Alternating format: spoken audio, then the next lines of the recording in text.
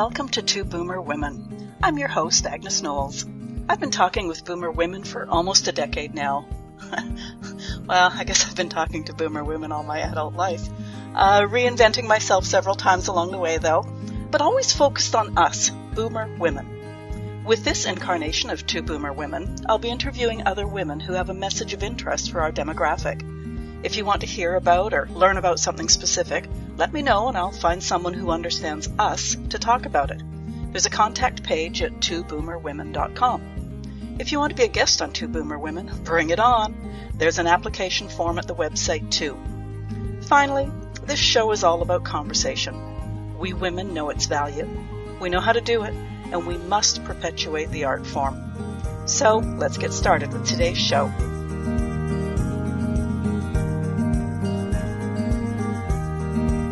Welcome to the Two Boomer Women podcast. I'm your host, Agnes Knowles.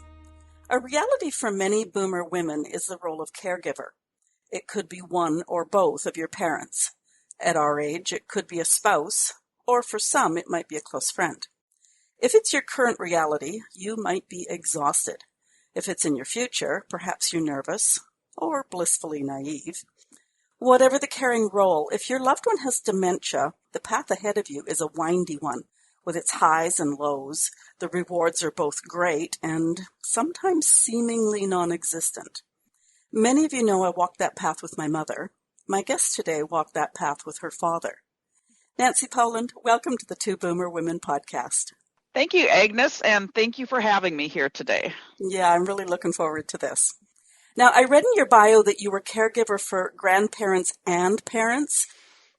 Were you ever caregiving multiples, or was it usually one person at a time needing assistance?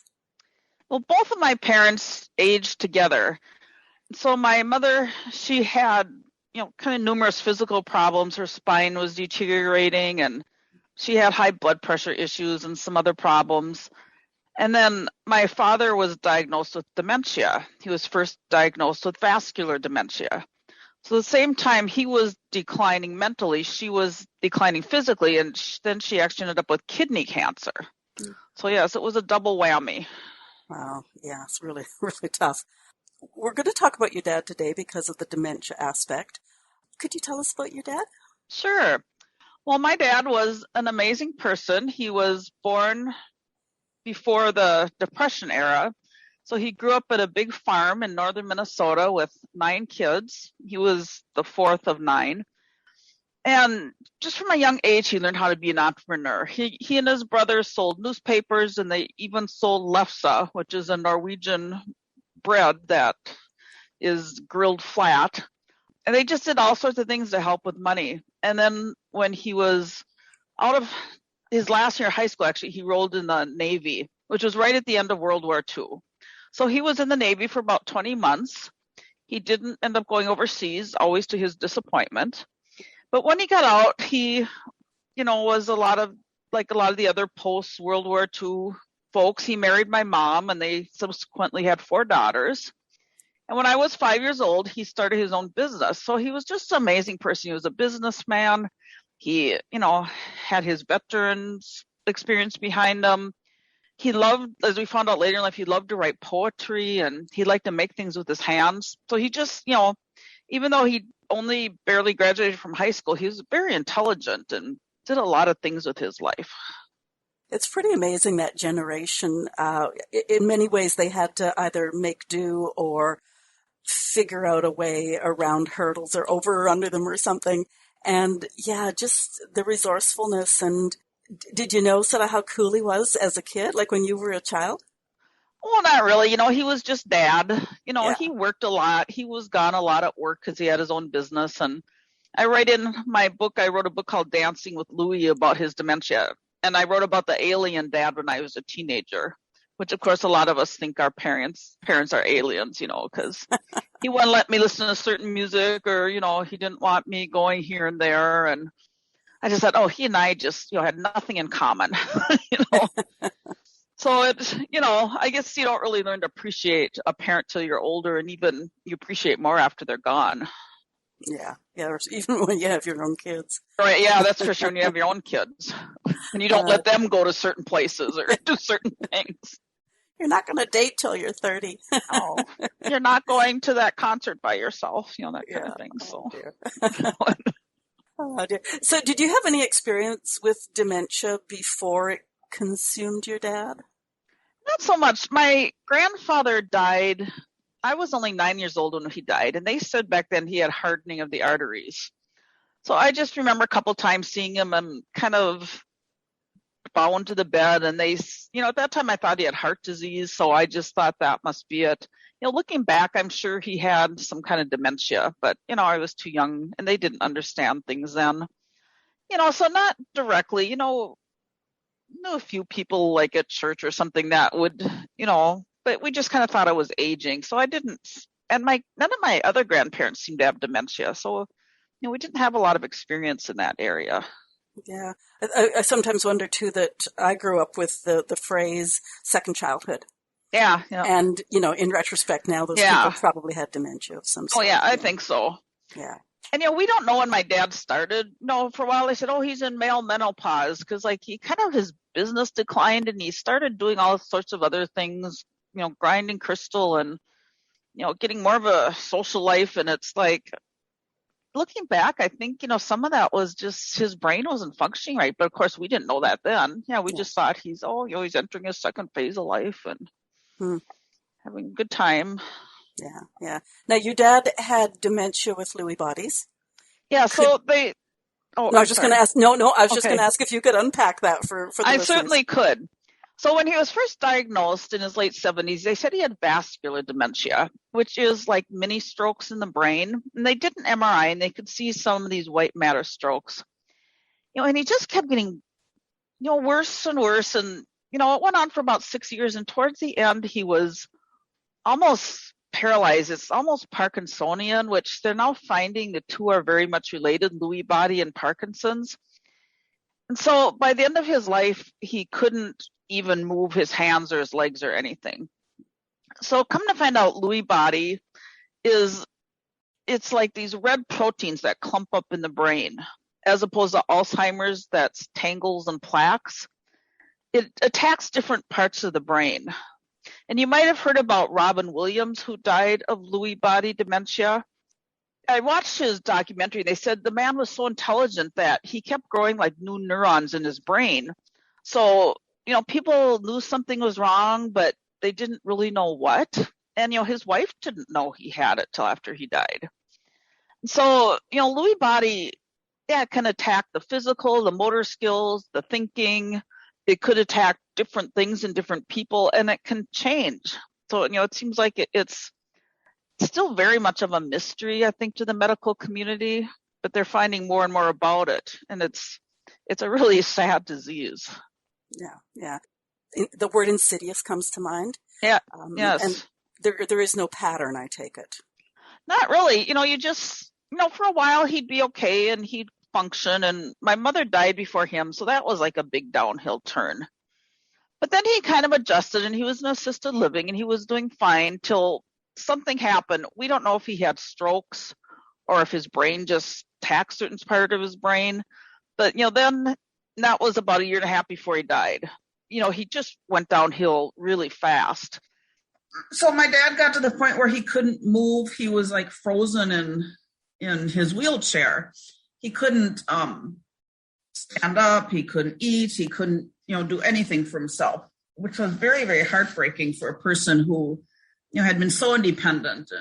And he was definitely like Mr. Independent Dad and businessman. So yeah, it was a very difficult time. You mentioned the emotional toll of caregiving. I had a whole career in elder dementia care. Wow. And my caregiving, my own mother, dragged me through the weeds like my career never did. How did you do with your dad? Well, it was just heartbreaking. And I started getting depressed, and part of it was probably, middle age kind of hormonal things. But once my mother passed away, it was like I was just crying all the time. I, cry at a sad commercial or somebody say something. And finally one day at work, somebody came up and said, "Oh, what's the matter?" And I'm like, "My computer won't boot up." And I just started to cry. And I finally realized, okay, this is not normal. I've been through a lot between my mom and her cancer and dying and my dad's dementia and moving him, that I finally realized I was probably somewhat clinically depressed. So I did see the doctor and get some medication. And, it's just tried to talk to people for a while. My mom and I went to a support group, to talk about my dad's dementia. So I tried to help her as I was helping him. So yeah, it's very difficult on families, and luckily I was blessed with 3 sisters that we all got along quite well. Oh, good. Not all families do, and that's, to be expected. People might disagree on where a parent's going to live or how they're going to be treated or, what's going to happen at the end of life. So, it definitely takes its toll. Mm-hmm, mm-hmm. Now, you mentioned, that you managed to get some meds for depression. You and your mom went to some sessions. What other advice do you have for caregivers who are struggling with those emotional highs and lows? My advice is to get as much help as you can. Don't be afraid to ask, another sibling or somebody to, spend time with, whether it be your parent or your spouse or whoever it might be. Try to find maybe some respite care. There's nothing wrong with if you're taking care of somebody in the home, that somebody comes in for a weekend or you go away or they go to, a home for a weekend. And you have to be kind to yourself, because if you get yourself so run down and so exhausted, you can't effectively care for your loved one, much less yourself. Or, I still had a teenager at home at the time. It's hard to take care of your family when you're so stressed out. So you all say, okay, take care of yourself. But I think people just have to find real practical ways to do that. Yeah, it's interesting you mentioned siblings, because I had a brother that I would literally, when I knew I was getting close to the end of my rope, I would pick up the phone, I'd go out to the carport, I'd phone him and say, you need to get over here now. And he was semi-retired at the time, so it was like literally 8 minutes later, his truck pulled in the driveway. So I was really lucky with that. So, yeah. Some caregivers actually hit rock bottom. Have you encountered any of that? Like, do you know people? I've seen people just reach the state of exhaustion. I've seen, through I speak now, I'm an Alzheimer's Association volunteer community educator. I've really just been able to get out and talk to people. I just met a gentleman who was 91 who took care of his wife with Alzheimer's for 10 years. Oh, wow. And he said by the end, we had to put her in a home. I just couldn't do it anymore. And, people get to the point where they're so exhausted, or they're older, they might be getting frail themselves, or they may, like my dad, none of us could have lifted him. He was still, pretty strong guy, even as he got more mentally frail. He had done physical labor, setting ceiling tile, lifting boxes all his life. And there's no way any of us could have lifted him to the toilet or to the bed or anything. So yeah, people have to recognize that you've done your best, but if the care is beyond you or you're getting sick and exhausted, you need to take some additional steps. And I think just you mentioning, you could not physically transfer your dad at all. And that's right. A really important thing. Like for the caregiver, I think the fact that we sometimes push ourselves to the limit, emotionally, but you have to acknowledge the fact that there comes a time when maybe lifts and like all that professional equipment they have in care facilities, that's the only thing that's going to keep them safe, because it's not only you, but if you tried to transfer your dad and, you dropped him, so it sounds like you would just drop him, but I just mean that, the size and everything else. Yeah. If he broke a hip or something, or one of us threw our backs out, that would be just adding problems to problems to problems. So, people they do need to recognize we all have limitations. And that would be my message to people. It's okay to get help. It's okay to get a caregiver to come in and bathe your loved one if that's not something you're comfortable doing or are able to do. It's okay to have meals delivered. It's okay, if it helps your quality of life. Yeah. And I think too, just the fact that, you've done as much as you can means you should go to bed at the end of the day with a clear conscience, even if you have put them in a facility, because the professional care, whether it's emotional or physical, is necessary. Right. Now, speaking of the physical, I just mentioned we know about the emotional cost. Yeah. How about the physical cost? Was there any physical cost for you? Not so much, other than just sometimes exhaustion. No. When my mom was getting towards the end and she was in the hospital 3 weeks, so, we'd run to the hospital and we'd bring our dad food and, just the stress of it all. We knew she was dying and what was going to happen next. So it was more, they never got to the point where I had to try to lift my parents or anything, but it was just more trying to tend to their daily caregiving needs and make sure they had food and, make sure they had their medications and, that type of thing. So, yeah, but it can wear on you physically too. Yeah. I guess my next question would be, did you ever just go on a little bit of a fast food bend because, like for sure. you, it's like, oh, you're so exhausted at the thought of going home and, you take such good care of other people and then you go home and it's just like, you're done. So you don't know. I'm a stress eater. So when I get stressed, I'm like, okay, I'm picking up some ice cream on the way home, or I'm just going to drive through the fast food place and get some greasy burger when I know it's not good for me. Yeah. We tend to ignore our own needs. And so worried about my parents getting a good dinner that I'm too tired to cook when I get home. Yeah. Yeah. And unfortunately, that reflects on you, but it also reflects on your family because you still had family. Sure, yeah. Your immediate family. So it's a tough one. Your caregiving has also included a premature son and a foster child. So with that much experience, you are certainly qualified to write a book, which you did twice. Yes, 2 books. Now you mentioned Dancing with Louie earlier, and because we're audio, I will add that Louie is spelled Lewy, as in Lewy Body. Tell us about the book, please.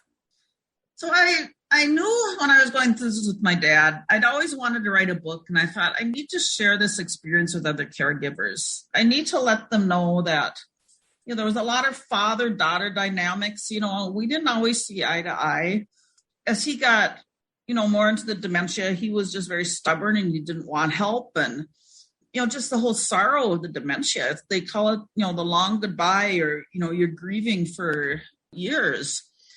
I just thought, I have to tell the story. So I took some notes and I wrote some outlines, but it actually took 6 years till after he died. I actually started writing. And I started writing a blog. And then after I did that, I turned it into the book.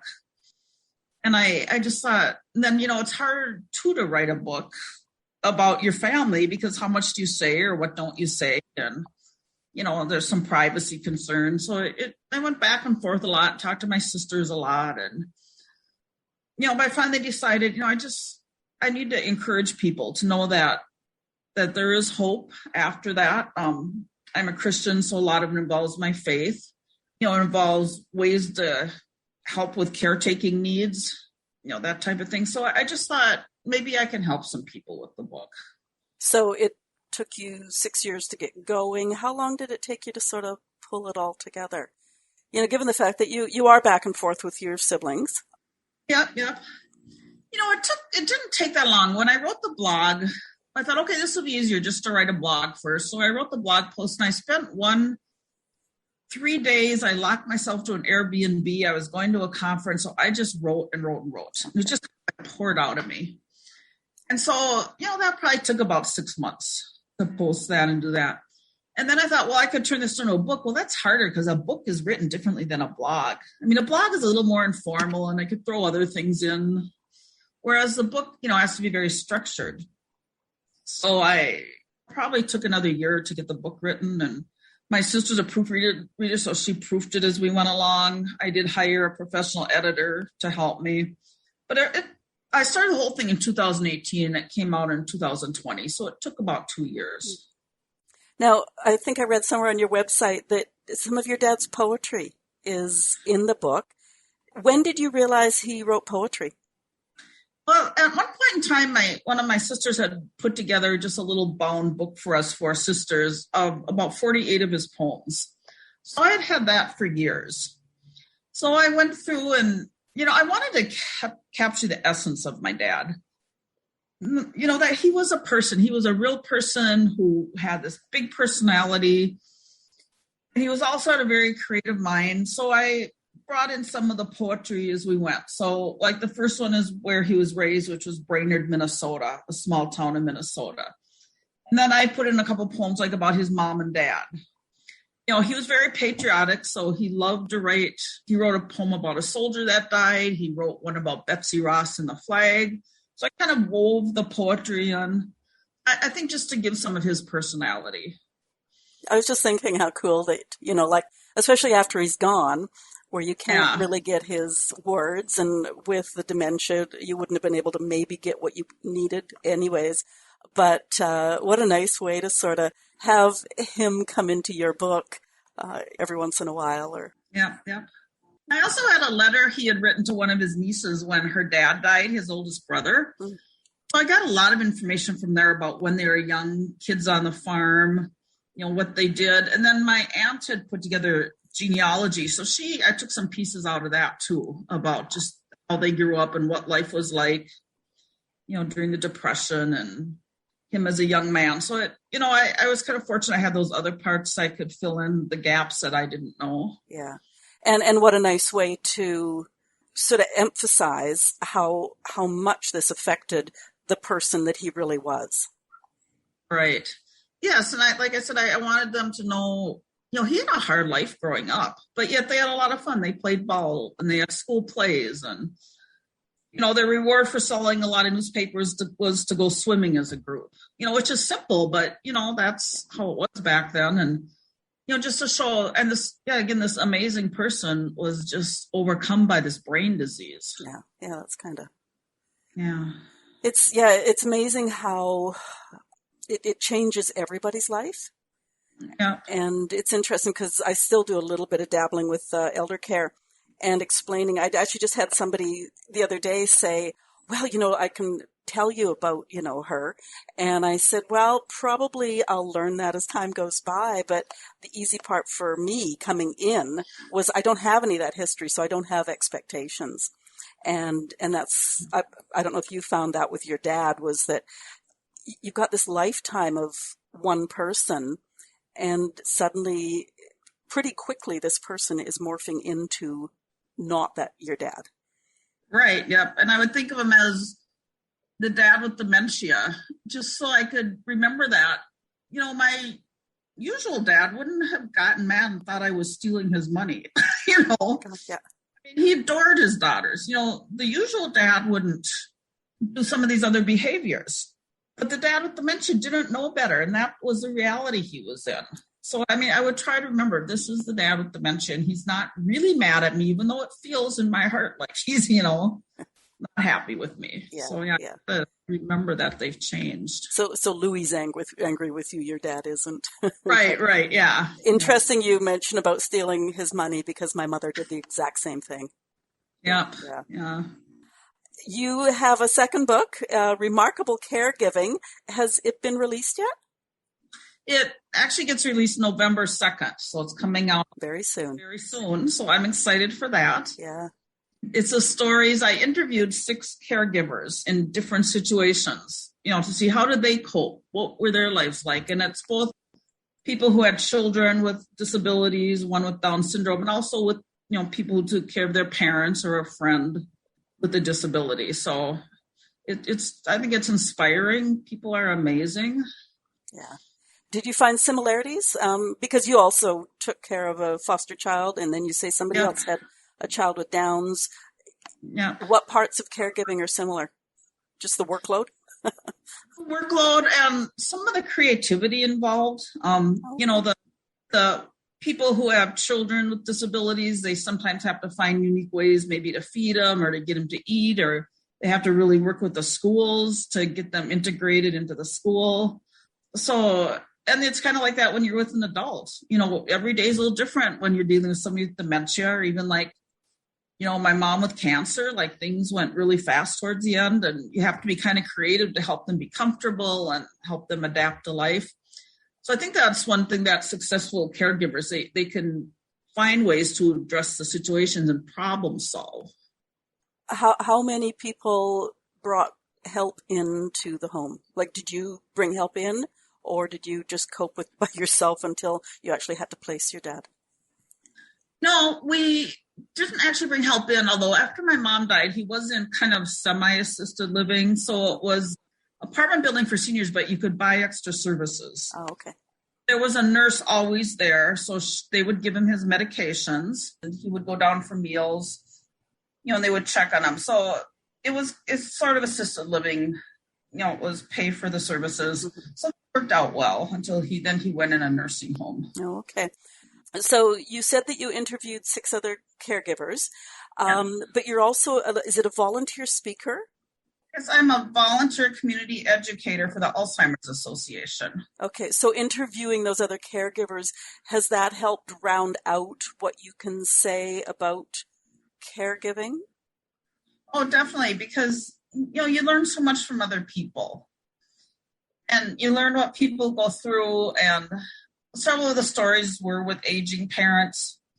So I know what I went through in my personality, but it helped me to understand from other people's point of view, how they dealt with certain situations or how they felt or how they just kept going no matter what.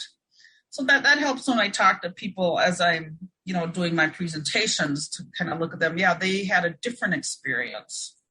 Yeah, I can see the value in that because, like oftentimes caregivers are isolated or they become isolated. Yes. Or if you're just talking to one other person that you think, oh, they've done, they're great, they're so good, such a good caregiver. And if your experience isn't the same, maybe you think you aren't as good, but just emphasizing as you just did that fact that, everybody's experience is different and really looking at it that way. Yep. Yeah. Like me, I'm a good administrator. I do administration at work. We have government contracts I deal with. So, I could do the government paperwork. Apply for the medical assistance, apply for the veterans benefit. I could organize medical things and that. So, that was really my strength. But I had other sisters who were, more, my one sister, she'd just show up the right time with soup. Or the other sister cut my dad's toenails, which I was like, I'm not much of a medical person. So, everybody has different talents and different ways of looking at things. And such, again, I think we mentioned it earlier, but just so important to really call on those other people who can fill in the gaps that you don't have the skills or the will to do. Yeah. So caregiving, and especially for someone with dementia, can never be summed up in just a conversation like this. Is there anything that you sort of would say to somebody that was either just entering this or was feeling tired? Like, what would you say to them if they say, oh, Nancy, I don't know if I can do this? I would say educate yourself. I love the presentations of the Alzheimer's Association put together, because they have ones on how to handle certain behaviors, whether it be wandering or aggression or repeating. They have ones on the 10 signs of dementia, just identifying them. They have some on communication. So I'd say, whether it be the Alzheimer's Association or reading books or whatever, educate yourself on what it's like when a person has dementia and try to enter their world. It can be really frustrating if somebody asks you 10 times a day if they can have a cup of coffee or if their daughter's coming over or whatever. So if you can just learn, this is the disease, this isn't mom trying to annoy me. That would just help so much. And to recognize again the symptoms and as they progress and get good medical care, just get yourself as educated as you can. Yeah. And one thing I'll interject there too is just make sure you go to national organizations or something like that. No, Dr. Google doesn't always cut it in terms of. Oh, no, no, definitely not. Go to reputable sources. Yeah. I found actually, strangely enough, Australia had some great resources. Australia and the UK both have really, especially the UK, is pretty advanced in Lewy Body. Oh. They have an association that I've followed and actually just found one in Australia too. But yeah, they do have some good information out there. So again, make sure it's a well-known organization. It's not the next secret medicine that's going to cure your loved one. It's probably not going to do that. So yeah, pretty scary. Secret pill. So yeah. Some of that is so scary. Yeah, it is. Oh dear.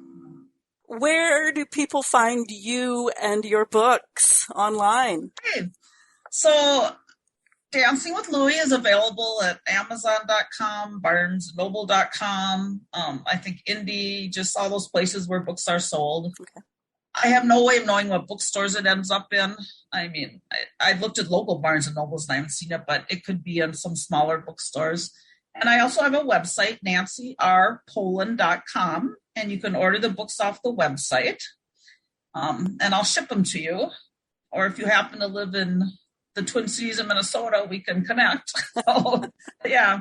And Remarkable Caregiving is coming out November 2nd. So you can reserve it right now on Amazon. Okay. And they'll send it to you when it's released. And they're both available on Amazon and I think Barnes and Noble as ebooks. Okay. Now, I also noticed a resource page with just a ton of links there. What's on that page? Yes. So nancyrpoland.com. Yes, I do have a Caregiver Resources where I've tried to find ways to help caregivers, a lot of national organizations, a few things like where I found products, which I don't necessarily recommend, but, there are things you could check into. I have a friend who had breast cancer who did a whole hour video on how to help friends with cancer. That she's kind of a comedian, which is nothing funny about cancer, but she is kind of humorous. So just some fun things like that and some different things where you can find resources. And again, I'm just going to interject that, Nancy is in the United States. In the United States, if I could get my enunciation. So any organization that might link via the American government or something, Google the same department in your own country, whether you're in Canada or jeepers. I have somebody from South Africa who listens too. Oh, fun. Yeah. So many resources out there, but go with your own national resources just because, if there's services or something, obviously you can't access services from another country usually. So. Right, exactly. And I think you can get like the Amazon books in some other countries. I'm sure. Yeah, the books are fine. Yeah. Or so you all have your own resources in different countries and, that's to be expected. But some of the ideas, will work anywhere. Yeah.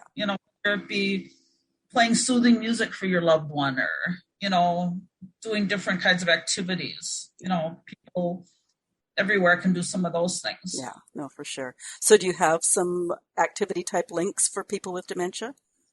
I think there are some links out on my caregiving page on my website. So okay. Dig around. As I say, I went there and I was like, holy crikey, which one do I click? So there's lots of stuff there.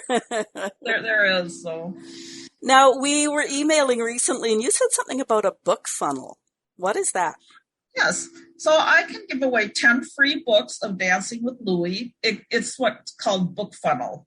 You would just email me at author@nancyrpoland.com and just mention this podcast. And the first 10 people who do that, I'll send a free copy of Dancing with Louie via ebook. Wow. So it's very easy. I send you the link and you just go into a website I'll give you and you click on it and it lets you download it, whether it be your Kindle or your phone or something. And I think that should work in any country, I'm guessing. Yeah, usually, yeah. Yeah. Especially a Kindle thing. So that'd be the first 10 people who email me at author@nancyrpoland.com. And tell me if you heard this so I can keep the links. Yeah, good. And needless to say, I'll get all the links from you to be sure, but they'll all be in the show notes. Okay. Listeners, if you are currently caregiving or if it's in your future, or if you know someone who could use some support as they caregive a loved one, please do check out Nancy's website and the resources, as I just mentioned. There's lots of links on that page. If you have comments on today's show, you can leave them where you listen to podcasts or at twoboomerwomen.com/join-the-conversation. Feel free to leave stars. They help us grow. If you would like to be a guest on Two Boomer Women or know someone who would, there's an application form at the website too. And don't forget, I have Monthly Man Day now, too, if you know a man with a good message. Nancy Poland, thank you so much for sharing your experiences and your insights, your expertise. You said you weren't a professional, but I think just, when you've been in the trenches, you have that expertise, and I appreciate you sharing it with us today. Thank you, Agnes. It's been such a pleasure to talk to you, and I wish you the very best with your podcast. Oh, thank you. Have a great rest of the week. Thank you.